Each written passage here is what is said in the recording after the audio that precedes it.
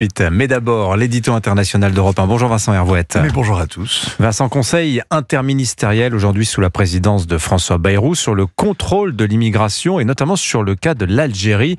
Vous n'en attendez rien de ceci?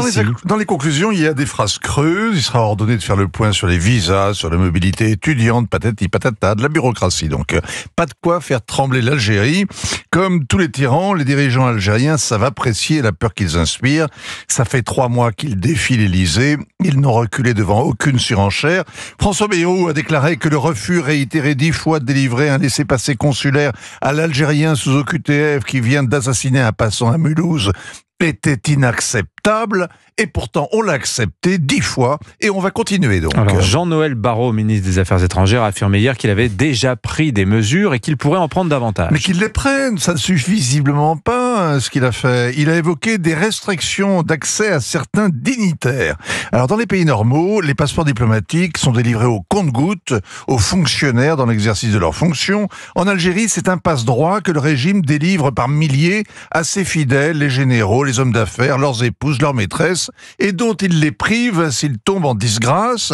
Le passeport diplo, c'est un signe extérieur de richesse, le sésame de la nomenclatura qui permet de s'évader en Europe pour faire des courses, du business, de se faire soigner, et tout cela sans visa. Ça permet d'être comme chez eux, chez nous, sans avoir à demander la permission.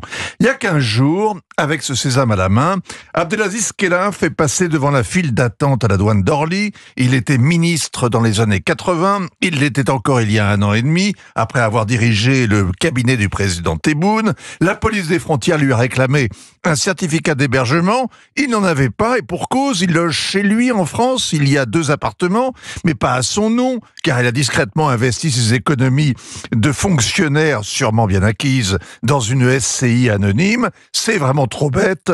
La PAF l'a donc envoyé pour la nuit à l'hôtel Ibis d'Orly avant de le remettre dans l'avion pour Alger le lendemain. Alors, le ministre des Affaires étrangères dit en même temps qu'il serait contre-productif de brusquer Alger. Oui, le quai préfère agir en coulisses quand il ne fait rien, au moins personne ne le sait. Ça laisse penser en tout cas que c'est au patron de la PAF, le ministre de l'Intérieur, que le dignitaire algérien doit son refoulement. On ne comprend pas pourquoi l'Élysée a peur de son ombre.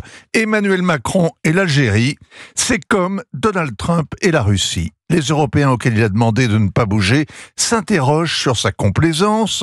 Il ne touchera donc pas au visa, à l'accord de 68, au bien mal acquis ici avec l'argent de la corruption là-bas, aux 18 consulats qui surveillent la communauté algérienne, à la mosquée de Paris qui est l'ambassade d'Algérie auprès des musulmans et qui accueille à partir de ce vendredi pour le ramadan des récitateurs de Coran venus exprès d'Alger avec un beau visa.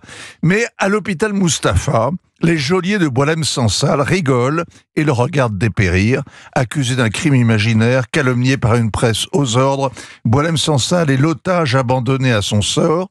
Il souffre d'un cancer, d'être privé d'avocat que les Algériens récusent parce qu'il est juif, privé de contact avec ses proches, privé de la France. Il la trouvait naïve face à Alger. Eh bien, il l'a démontré. Il fait la grève de la faim. Avis au consul de France qui ne lui a pas rendu visite. C'est trop tard pour lui porter des oranges. Signature Europe 1. Ainsi va le monde. Vincent Hervouette. Merci Vincent.